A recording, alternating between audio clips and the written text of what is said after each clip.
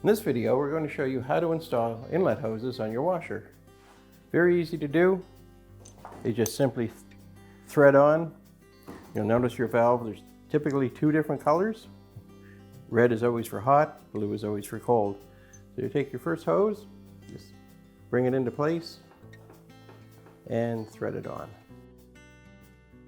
Take your pliers, channel locks, or vice grips, whatever you have at hand that fits them properly, and tighten them up.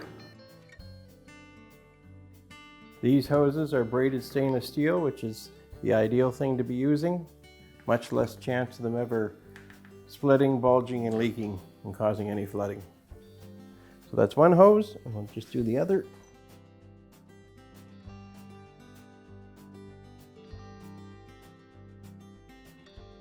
And take your pliers and tighten them up.